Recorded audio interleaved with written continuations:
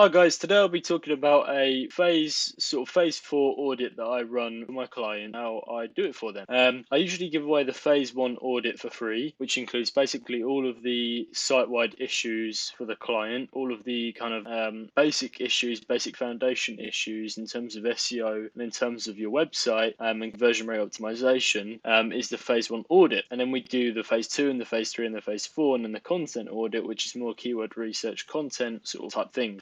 But what I do is actually give away this phase 1 audit free, which goes through all of these different, aspects of a website, all the different SEO and all these things. And I just tick a box or I cross the box just to show you guys that it's there or it's not there. And then what we do is we go in and we actually go through all of the top issues and we make another sheet and just give these sort of deliverables here. Give a list of all the different things that are wrong with the site and they need adjusting or they need improving. And that's what you get out of it. So it's really nice to show a client this because it's almost a list of deliverables that they can see and understand. And you can actually say, look, I'll do all of these for X amount of money. So this is one way you guys can sort of do your SEO. I would recommend doing this for clients that don't want a new website. They just want SEO work done to it. Obviously, the website has to be easy to edit and you have to know some sort of web development skills or anything like that. That's why I recommend using Duda, something like Duda, where it's easy to use. If you are going to get a client, I'd recommend choosing a couple website CMS content management systems that you understand and you know how to edit their website fully, or you can hire a web developer because some of these things you have to understand code and you have to understand how websites work and how you can adjust the design, these different things. So it is really useful to be able to have a website builder that you can edit and adjust. Obviously, it's great to know just SEO things, but you have to be able to apply this SEO if you're charging people for it, and you need to know the website builder that you're using. Just to get into it, I am offering this phase 1 audit for free to anyone that asks for it. If you just just send me a message in my email, I will leave the link description below. If you want a free phase 1 audit, I can definitely give you that. The phase 2 and the phase 3 and the phase 4 and the content audit are at an extra price. What I'm doing today is a viewer actually asked me for an SEO audit. Well, I offered him an SEO audit. He accepted, which is very nice of him. I usually offer the phase 1 free, but I wanted to give the full phase 2, phase 3 and phase 4 and the content audit all the way free to him, just to show you guys the value of it and to show him the value of it and how it could improve his business for the long term in terms of SEO and actually getting more traffic to the website and getting more clients in the door. So today I'll just be going through the phase 1 audit, and then tomorrow I'll be doing the phase 2 because it is quite long and I don't really want to sit here and just go through all of it with you and show you how each one works because that'll take forever. If you do want me to go through each one, I'm considering making a little video for each aspect of the checklist for you guys to understand how to do. So just please leave a comment if you'd like me to do that because I can do that. Today I'll just be giving an overview on how I do it and the sort of what we learned from it and how it can be beneficial to the business owner. And his name is Khaled. He actually commented on one of my YouTube videos on this YouTube video down here.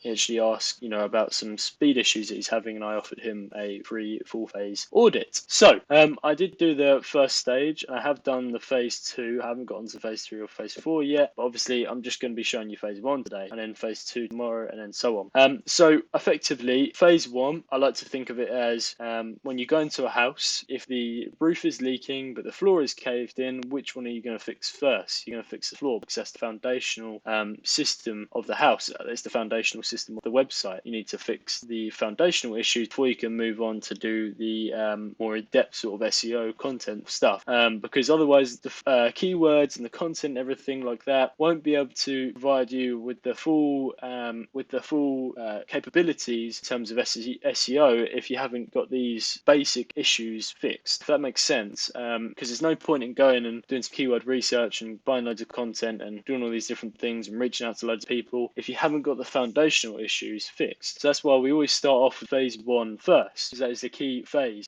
So let's just jump into it. So first of all, I just ask, obviously we go through the just the basics up here, and we add, who they are. When we did the audit, obviously the company is a TMS clinic. It's a sort of it's a process for people with depression or anxiety, and it's an alternative to using sort of medication for depression and things like that. It's a process that you go through. I'm not too familiar with it. Obviously, it is brand new to me ever since Caleb reached out to me, so I am still learning. I'm sure if you ask him, he'll give you a better explanation on it. But yeah, one of the first things we do is we actually do a client intake form, because that's one of the first things that you should do if you're going to do a phase 1 audit for anyone, is to get some details from the client. What their goals, sort of challenges, what would they like to happen after the audit, all these different things, because you kind of want to have a goal in mind. If you are giving away a free phase 1 audit, obviously it is for free, but you kind of want to have some sort of in the back of your mind that they want to go with you as a client, and they want these SEO optimizations to be implemented. You also, what's great about the phase 1 audit is you don't need their Google Analytics or Google Search Console. You only have to do it with your brain and your eyeballs. You can just do it by looking at the website and using just one tool called Screaming Frog. I actually do have this Google Analytics and Google Search Console because I am doing the phase 2 and phase 3 and phase 4 for him. So yeah, that's what's great about it. You can just, you don't have to ask for any details or anything like that. You can just do it off the bat, just by looking at the website and using Screaming Frog. By the way, if you do want Screaming Frog, I recommend it's free for the first. You can use it for like you crawl 500 URLs. It's a great tool. I have the premium version, obviously. It basically shows you all the data of a website that you can't find just by looking at the websites. It's much nicer to use this tool because it gives it in a much more sort of standard black and white format, and it's easy to look at. So as you can see here, it's just a big crawling machine effectively, which is really nice, and it's free for the first 500 URLs you crawl. Obviously, you will need the I will about this tomorrow in the phase 2 section, but you will need the premium version for phase 2. So if we're just going to jump into it now, again, if you want the phase 1, just email me and I will do it for you. SEO tools essentials. Obviously, these are some of the things that you want to have and you want your clients to have. One of the ways you can find out if they have Google Analytics or Google Search Console is to go to a website called builtwith.com. Oh, spell that wrong. And you can actually just plug in their website and it will tell you all the different things that they're using on the website. Google Analytics, HubSpot, Snowplow, Global Site Tag, all these different things. You can tell what CMS they're using, if they're using a CDN, all these different things, which is really good without even having to ask them what programs they're using. Get a full in-depth insight into what they're using. So that's wonderful. Then we move on to the sort of primary core SEO issues, which is like site redirects to preferred version. I'm not going to explain each and every one because it'll take forever, as mentioned. Effectively, you just want to go through here and just tick the boxes and explain. Maybe you could put a couple of notes just to help remind yourself when you go to the phase 1 top issues to give notes on here. This is great for agencies as well because it's a really streamlined process you can use. You can just go through. You can have one person phase 1, one person on phase 2, one person phase 3, all doing these different things. And what's really nice about it is it gives the client deliverables, because one of the issues with SEO is it's quite hard to explain what you're doing, and it's quite hard to sort of give full checklist deliverables to someone. And this is really nice, and it gives a kind of reasoning behind it as well. So if we go on to phase 1 top issues, so if I went on to citations, for example, obviously I did a citation check on his citations, business directories, and it said, it came up with 130 citation opportunities, and 80% of their competitors, you have only 18% of the competitors' citation. So that will be something that we want to improve, and that's the deliverable. And you could explain this by, you could say, the reason why we do citations, business directories, is they're almost free links and free coverage, and they really help your local SEO. So if you want to rank for, obviously, Caleb wants to rank for Florida and Tampa, I would say one of the main things that he needs to do from the starting point is to get those 130 citation opportunities, and get that all done, because that will help him rank locally, by 20, it will help him rank incredibly well locally, because these are really useful, and and if you get them all correct with the correct phone number, the correct opening hours, the correct categories, everything like that, all the images uploaded, all the images file names have been changed to correct file names, business entrance, business office, all these different things, he'll be able to rank well locally. And obviously, I'm not saying, don't take my word for it. Obviously, if the local marketplace in terms of SEO is really competitive, I wouldn't, obviously there's other things that you can do. You can go really in depth with it. Obviously, you can go through the, page speed, you can gain more content, all these different things. But right off the bat, if you want to rank locally, citations is one of the key things you need to do.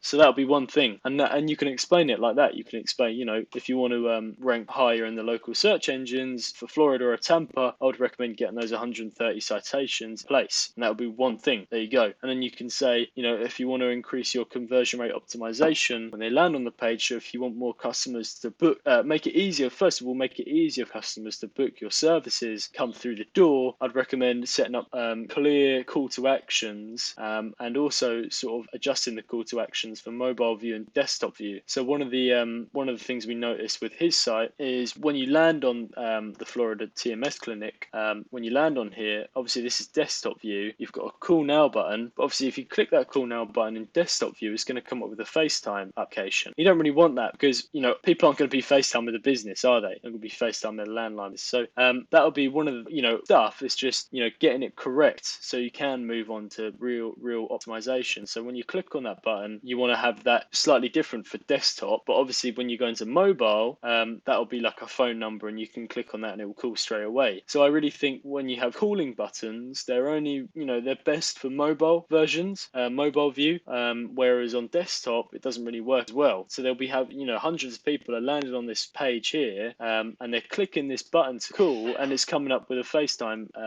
application. So that's something we'd fix right off the bat. Really simple stuff. Even having a call to action down here on the actual sort of banner image as well. There's no call to actions on here, so that would be something we'd add as well. I have gone into detail a bit. If me and Khaled did get on a phone call with together, I would go into full detail on why you should offer a free resource and a free service. One of the things we did notice again from getting into it, his schedule appointment, you have to click on here and then you find the free depression test. If it was me, I would have that free depression test as a call to action on the front page, right? Because you want to offer something for free to get people in the door, if that makes sense. You want to offer that free depression test on the front banner image as a call to action rather than having it here, because 9 times out of 10 people are going to land on your page and that's when you want to convert them. They're not going to want to click through onto schedule appointment and see this free depression test. You want it here as a call to action.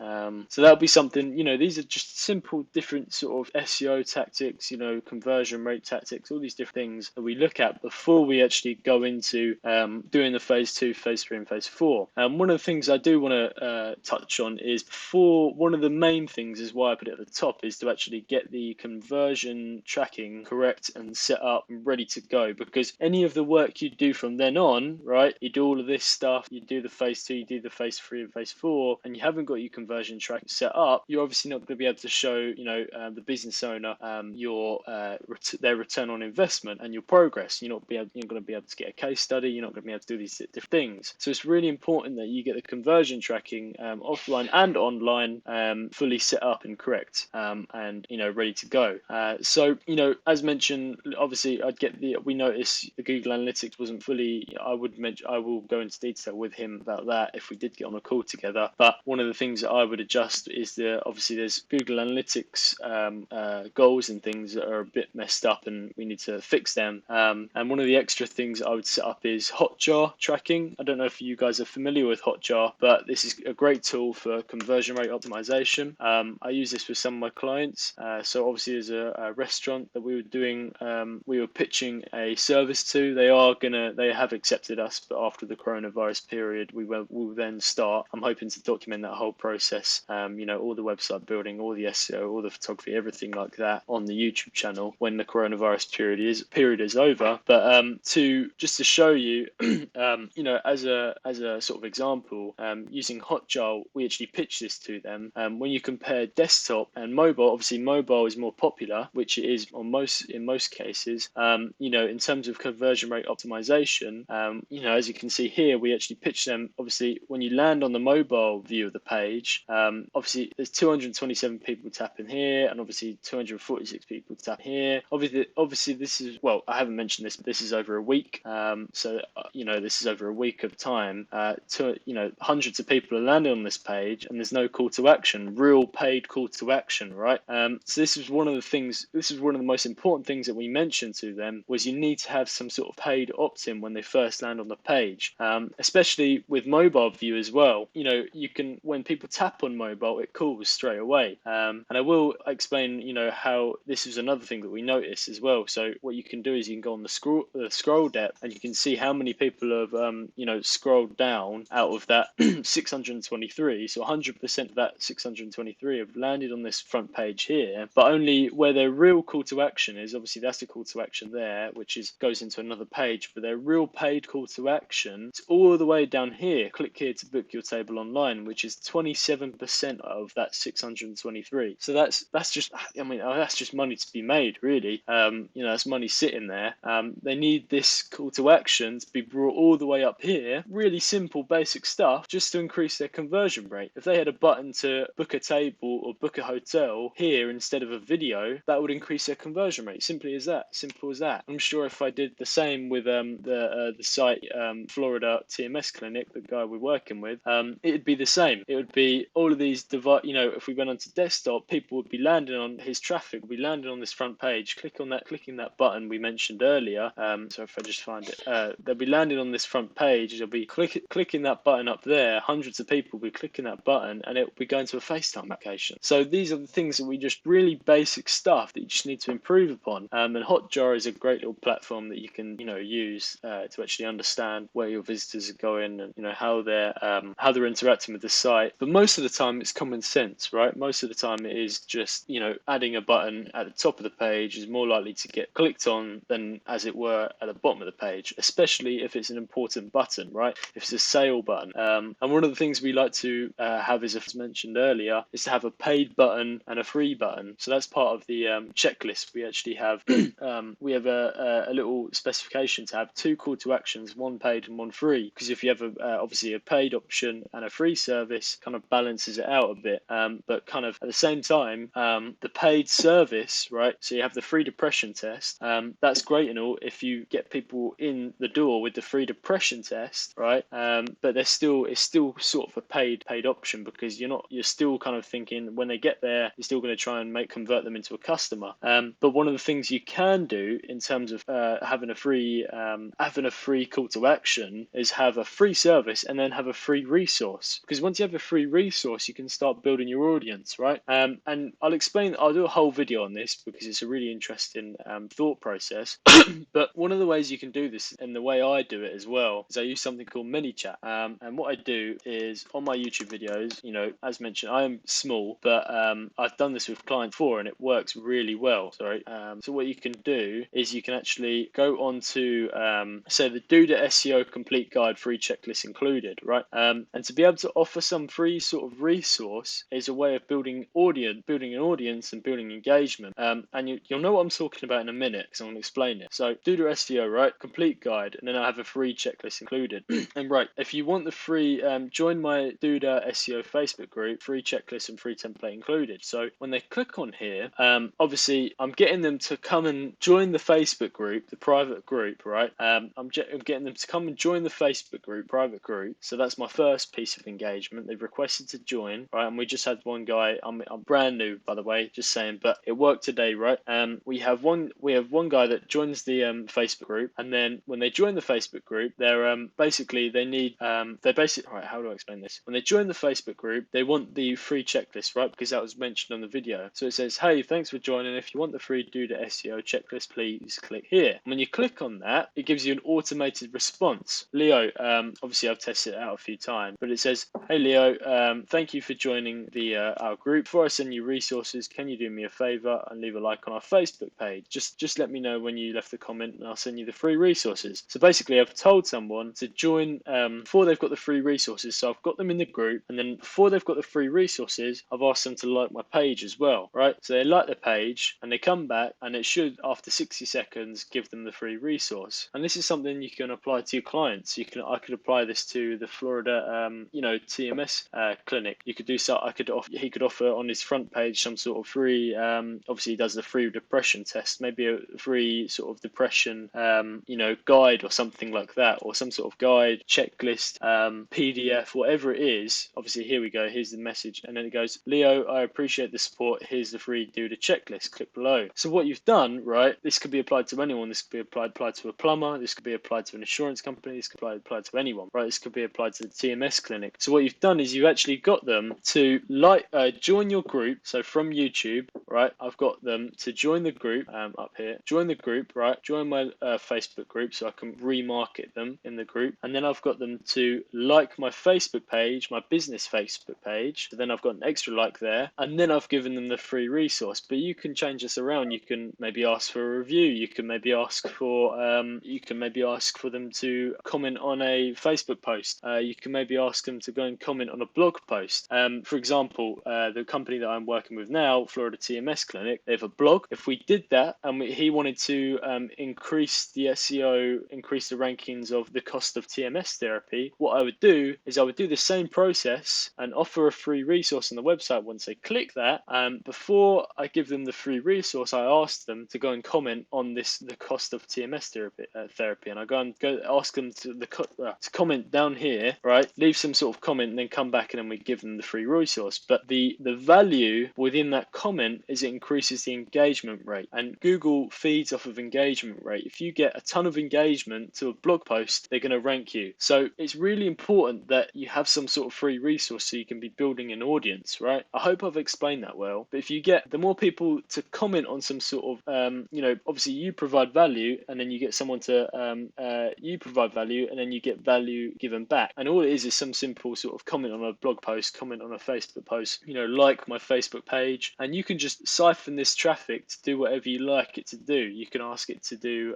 anything really. But one of the ways I would do this for clients is I'd get them to comment on a blog post. I'd get them to like that client's Facebook page, all these different stuff, so I can actually increase their engagement rate. I can increase their likes on their social platforms. I can increase all sorts. So that's why we really push giving away some sort of free resource, as well as a free service, as well as a paid call to action, right? And I'll show you how I'm doing this on my new website as well, just to explain it even more in depth. I'm building my new website, and what you do is when you land on my front page, it will have schedule a call, which is your paid call to action. You have your free SEO audit, which is your free service, right? I want them to pay for something after it, but then you offer the free or get the free SEO checklist here, right? So that's building an audience. You're building an audience here. You're getting them to sort of get in the door almost with the free SEO audit service, but you still want them to pay for something, and then you've got your solid sort of paid opt-in there. So it's really important you offer some sort of free resource or free checklist or some sort of free value so you can siphon that traffic to build an audience. And by the way, guys, if you are interested in doing this sort of automated messaging, which I've set up, I use something called ManyChat. I'm not going to give a full tutorial on how I use it today, but effectively what it is you can just create these little flows. Back to flows. I create these little flows that do the SEO checklist here, and it basically says first name, thank you for joining, blah blah blah, wait 60 seconds, and then first name, and then we give them the resource. And you can basically look at who's done it. You can look at the audience. You can look at all these different things. So it's really nice to be able to do that, and you can actually siphon traffic to bring engagement to some sort of Google post or social platform, which is really important for SEO nowadays. So one of the things we did notice is again site architecture. On his site, when you go onto TMS, none of the pages have any sort of categorized architecture. When you go to blog, if I clicked on a blog post, it should be blog then best TMS Tampa. There's no sort of site architecture there. TMS therapy, he's done a couple location pages down here. It just says Tampa. It should be TMS Florida. Maybe this is just an example, Florida and Tampa sort of thing. I don't know, but the way it's really important to be able to do this, because one of the first things that Google reads is the sort of URL structure of page. It's really important to have a clean URL structure, and we have different techniques. I use different techniques in how I do this and how I set it up. I can show you actually how I set it up.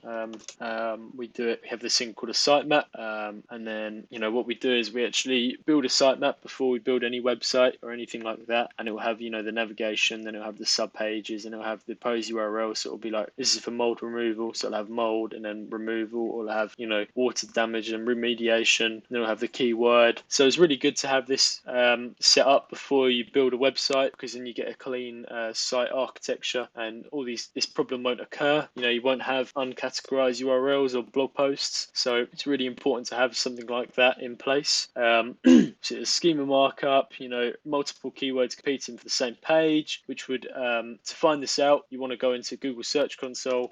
And if this issue is occurring, it basically means there's duplicate content on your site, which isn't good for Google at all. One of the main issues for SEO rankings nowadays is duplicate content. A lot of these sites have duplicate content issues, which ranks them lower, which lowers their ranking, in the Google search engine. So if we clicked on a page and we clicked on, say, for example, TMS cost, we clicked on queries, all of these different keywords are ranking for, I think I've done, check for internal, multiple keywords. So all of these different keywords are competing for the same page, which it should be one keyword really competing for that one page, if that makes sense. And this has occurred across the whole sort of spectrum of things. You know, you've got accelerated TMS, pages.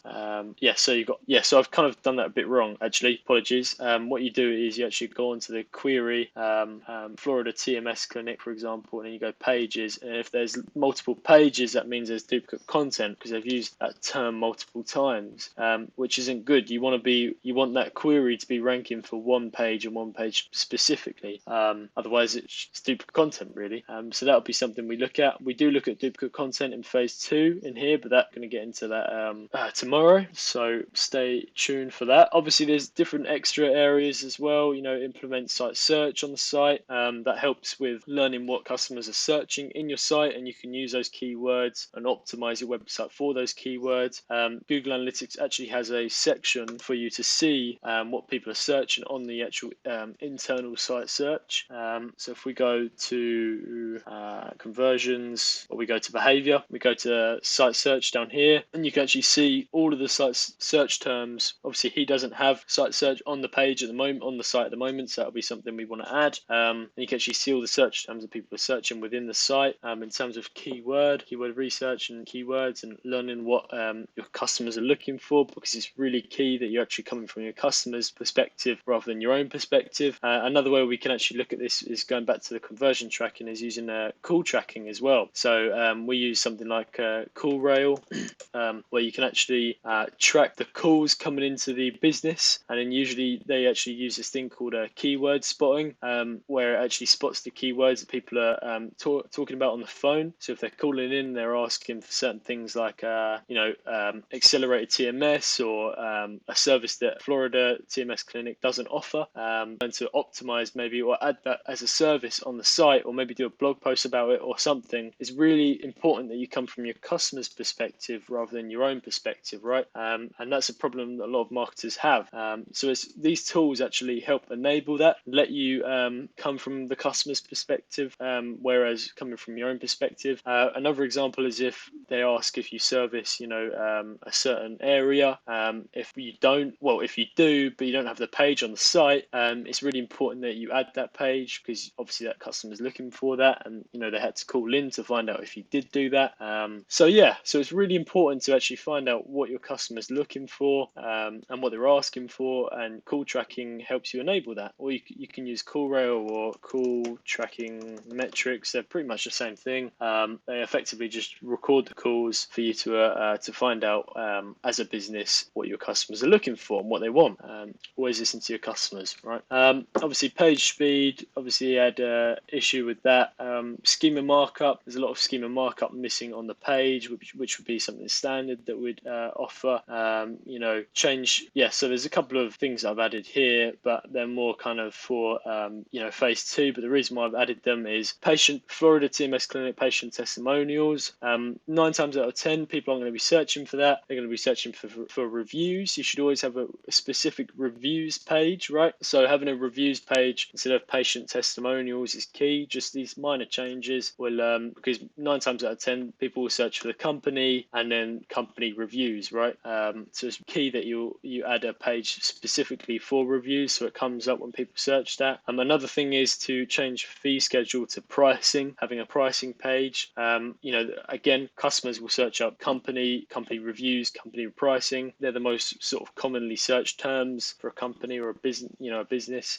So that would be something that I'd advise. Obviously, there's other things like adding standard contact us page, terms of service page, because Google sees them as more trustworthy when you have those pages on the site. It's actually stated in the Google search engine manual, so that's key as well. So yeah, if you want me to do this for you, I can. I am on my website. I want to offer this as a free template. This full system as a free template for you guys to use for your clients as well. But I am gonna delay that until my website is up, because on my website I'm actually offering a free resources tab where you can go through and you can go get the checklist, get this template, get a site structure template. I want to offer what I showed you earlier, the sort of categorize URL structure template. I want to offer a free list of easy keywords to rank on Google. I want to offer all these different things to you guys. As mentioned earlier, I'm doing the same thing that I would do for my clients. I'd get a free resource,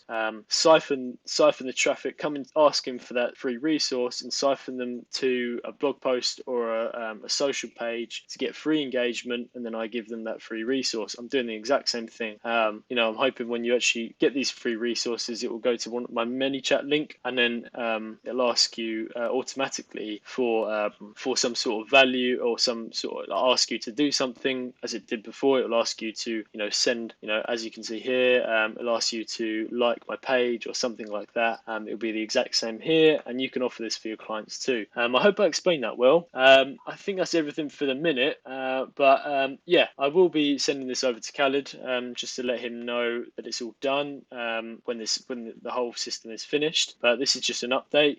What I'm doing right now, obviously I've started on the phase 1, started on the phase 2 as well. I will be explaining phase 2 tomorrow, so stay in tune for that. So excellent. I think that's everything for you. Thank you very much. Cheers.